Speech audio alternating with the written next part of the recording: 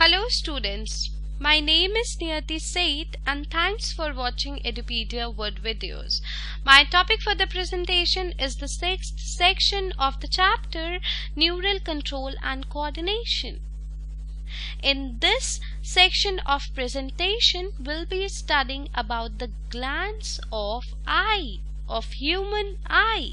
Okay, so the first is your meibomian glands. Meibomian glands, they are also known as tarsal glands. They are a special kind of sebaceous glands. They are present at the rim of the eyelids. See, this is your meibomian glands. Okay, and these are the eyelashes. Okay, and this is your meibomian gland. It is a special kind of sebaceous gland which is present at the rim of the eyelids inside the tarsal plate, and it is responsible for the supply of meibum. That means this meibomian gland, it supplies meibum. Meibum is a sebaceous like thing, that is oily substance that prevents evaporation of a eye's tear film.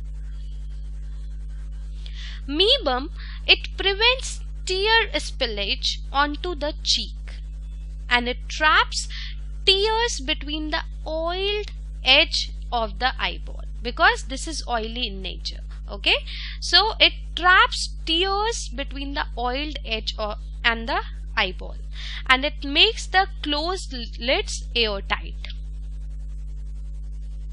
There are about around 50 glands on the upper eyelids. That means 50 tarsal glands present in the upper eyelid, and then 25 glands, they are present on the lower eyelid. Okay, this is your lower eyelid and this is your upper eyelid. Okay, so the around 50 meibomian glands, they are present in the, you can say, in the upper eyelid, and in the lower eyelid only 25 meibomian glands, they are present. Meibomian glands, they are elongated and they are modified sebaceous glands, you can say. And what does meibomian gland secretion do? Their secretion is a greasy substance, so it prevents the friction while blinking of the eye, and it also helps in the adhering of the eyelids to each other, both the eyelids to each other. This meibomian, because of the meibomian gland, these two eyelids can be adhered to each other. This substance also holds a thin film of tear moisture over the cornea. Okay, so this was the first gland of eye, that is meibomian gland, and it is also known as tarsal gland because it is embedded in the tarsal plate. Okay, now moving on to the second gland, that is gland of Zeiss. Gland of Zeiss is a second gland which is found in a human eye. Okay, gland of Zeiss is also known as Harderian gland. These are a small sebaceous gland, okay, that surrounds the follicles of the eyelashes. See, this is your eyelash. Okay, these are your eyelashes, and just below the root of the eyelashes, gland of Zeiss are present.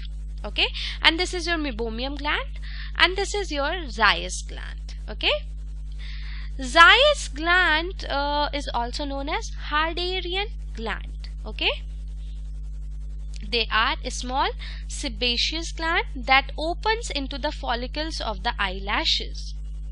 Their secretion also helps in lubricating the eyelids and cornea.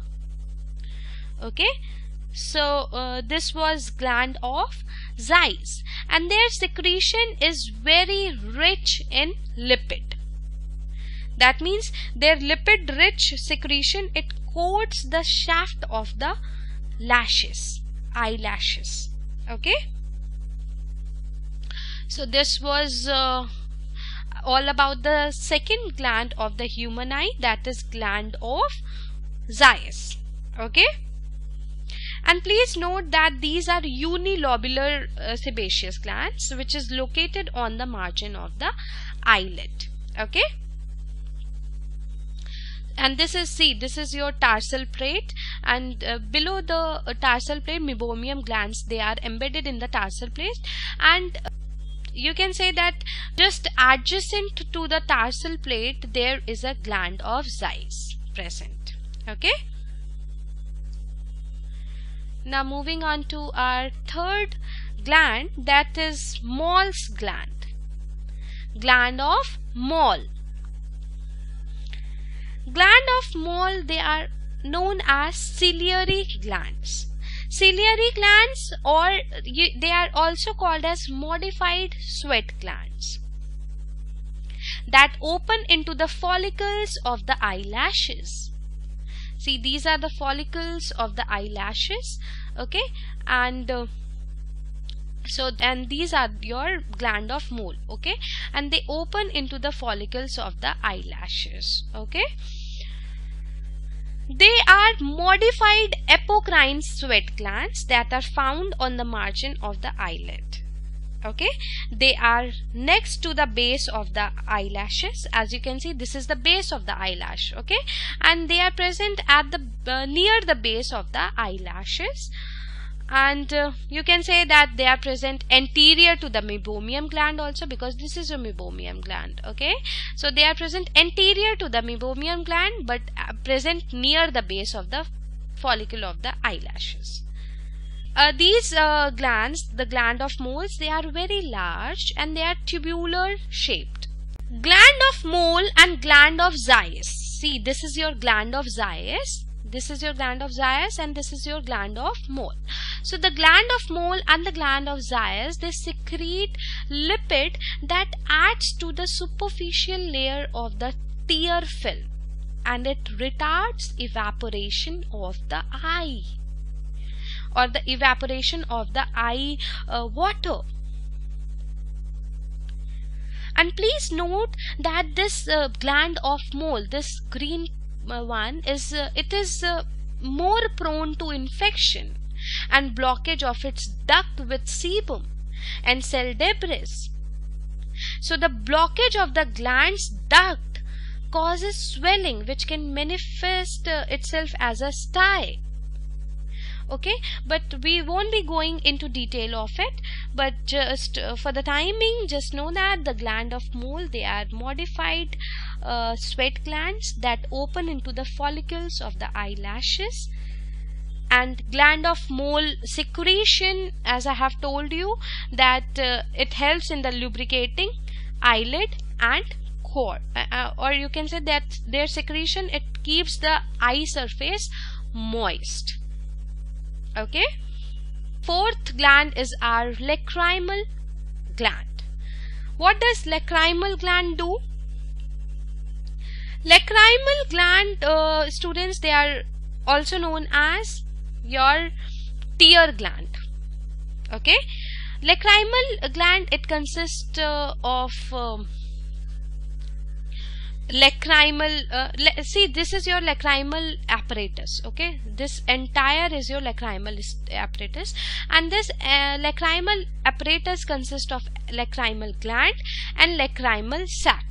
Okay, so it consists of lacrimal gland, its duct, its lacrimal canaliculi, and nasolacrimal duct. Lacrimal glands, they are located on the superior upper lateral surface of the eyeball. As you can see, this is your eyeball, and these lacrimal glands, they are present at the superior upper lateral surface of the eyeball on its outer edge.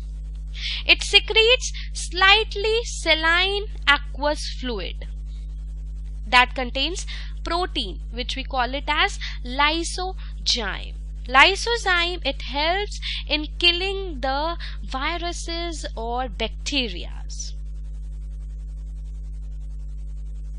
Okay, and this is your duct. These are the ducts of the lacrimal gland.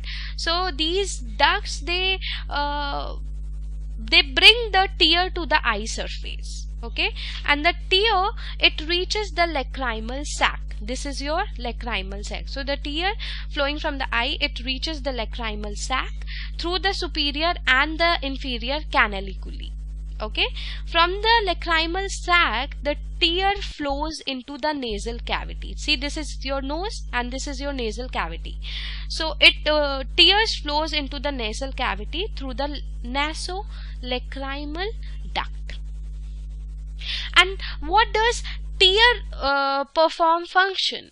Tears, first, it keeps the exposed surface of the eye moist.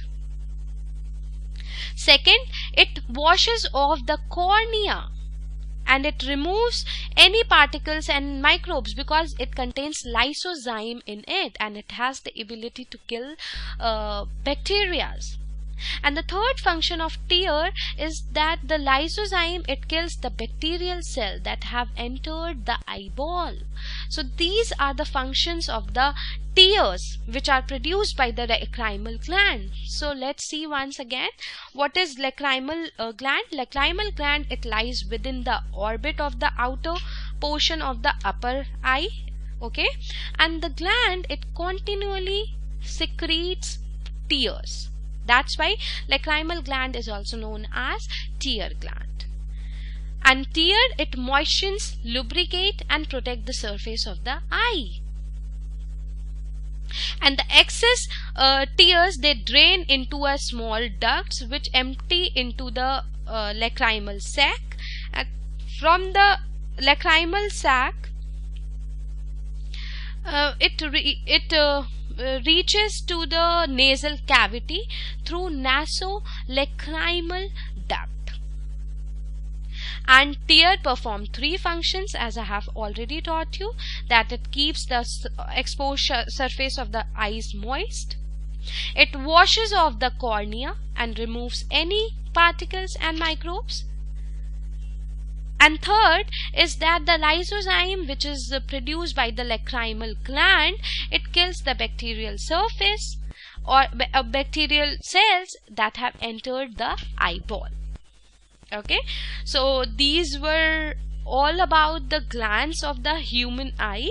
In my next section of the presentation, we'll be studying about the protective structures present around or outside the human eye, such as eyebrows, eyelids and adipose tissues.